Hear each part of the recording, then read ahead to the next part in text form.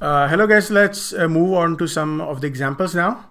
And this is where the magic actually happens. So we will see how efficient the Renkos play in our evaluations and with indicators as well. So here's our Euro USD chart with the 20 pips brick size or the 200 pips brick size. And immediately we can see this is the downtrend, lower lows and lower highs. And this area is the upper trend. So let's just find out some of the how you can use them with support and resistances. So this is the area you can see, or rather you can say from this, we can start from here. The price moved down with a little bit hiccups. It moved up a bit, but it moved down a little bit resistance. Then it moved at this point. Whatever the reason behind was that we will see afterwards, but it moved immediately right up. So this was a huge area where an abrupt price change was seen. So this is the major area where you can see, or you can say in future, the price will hit and move, do some kind of reaction. So this is area we would have marked as well. And right, you can see when the price hit down, it started a range over here. So here you can see for a couple of time period, it moved within 400 price or 40 pips range area, right? And when it break out from this area, either it would have broken down, breakdown, or on the upside. So when it broke upside, it moved back in the range, and you can see this was the range area. The upside you can say at this area, and this was the lower end. So this whole area was a support area when it broke up. So we can see when it hit back, and this was the first reaction. This was the first retest after the breakout, and immediately you can see it moved quite high. And it moved around from the from the upper area till the high around 1366 or 1350 points. So this is the this is how you can check where the resistance or the support area can work. And then again you can see it came back down here again in this range, and again gave a reaction. And this time a smaller reaction, and we can see that in the first reaction the price moved a bit more higher, but in the second reaction it moved a little bit lower. So we can see the momentum is being shifted. The momentum is losing its power. It's losing its trend. So we can say in the third reaction or the fourth reaction, it is likely to break down. So here is what exactly happened.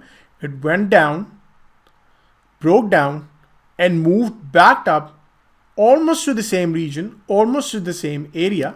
And we can just loosen this up a bit. So almost to the same region, and immediately pulled back down. So this support that was initially the support broke out and then became a resistance. See, it went back up, nearly touched it, and then went down. It didn't came back up to this area. But when it does come to this area, watch what happens. This area, we have already marked this area. It went up and a reaction was taken. So you could have short sold over here and make good profit, right? Then it moved back up a little bit, SL hunting. It moves back right through it. Then again, it went quite down as well, right? So this is how you can use support and resistance. So another example, let's move on to another example, right? So this is an area, this area you can see the price moved down, then it moved up, and then an abrupt 3 to 4 candles down, 3 to 4 breaks. This is a major reaction area. So you can say when the price will come back to this area, and you can also make a range over here. Yes, you can see this is the range, You can also include these areas because this was also a reactionary area, and then a little bit or more reaction. And you can see the first reaction had 3 or more bricks, 3 bricks higher, and the second reaction had only 1.5 brick higher. So the momentum was losing. We can see the first reaction was good, but the second reaction momentum was losing, and on the third reaction or the fourth reaction it might have broken. So this support area, this area you can see now becomes resistance, right? So it came back in and then it moved down, right?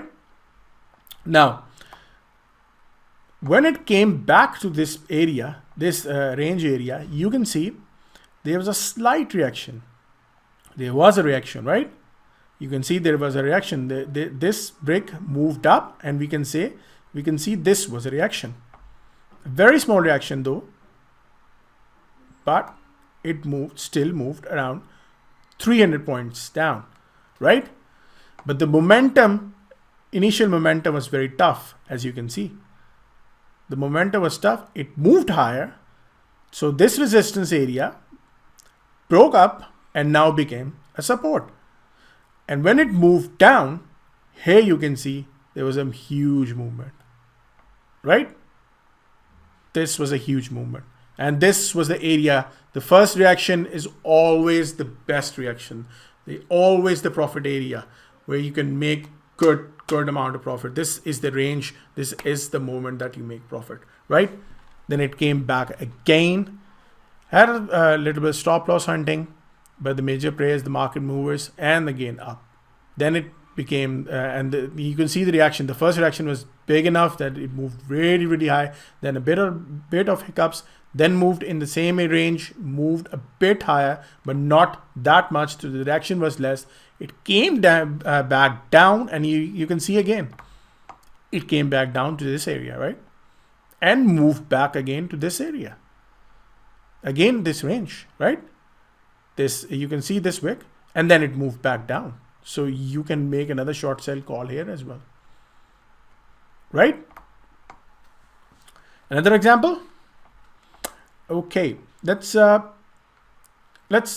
see this one. Let's see this one. So this is the area.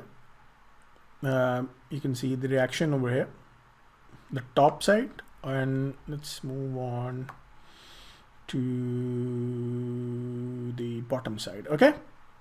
Now, initially, this was the area where might we have seen that this area, this was the range, this was the initial candles that we should be looking at. The reaction was good enough. Then it moved back here again, a little reaction again, because the sellers or the buyers, the big players were seeing that initially there was a big reaction at this point. This is where you can have taken a mild scalping position, and it moved back up around maybe 500 points. Yes, around 600 points. So 600 points, almost a confirmed profit, and then it moved back down. It broke that support, moved down, and then came back in the same area, as you can see, this same area, and then moved back down on the first reaction, right? The first reaction, it was tough. Then it moved back up in the same area, and then it came back down.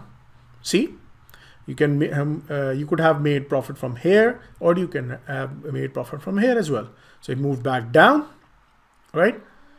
Then again it moved back up, a little reaction, then moved back up again, and this is the fourth reaction, a little bit more reaction, but then there might be a news or something, we can't say, but Renkos do not cover news. So this is where again it moved back up, broke it, then it moved back down. You can see a little bit reaction again, right? So it has been taken 4 times. This was the first reaction, the second reaction, the third reaction, fourth reaction, and then it broke up, right? Then it had a little bit response again at the support. Then it came back down. It came back down and broke it through. Why? Because new range was developed over here, right? New range was developed. So we need to make shifts of these ranges, and we can see this was a huge range. Range over here, we can start from here and we can move this one over here as well. So this was a huge area. It could have taken support from any of this area, and look at this move now. It went back down to this area and all the way up, all the way to this week. See, that is how you play with Renkos and the support and resistance. And we can have another look. Let's make the video a little bit shorter. Already 10 minutes have gone by. Let's look at another example.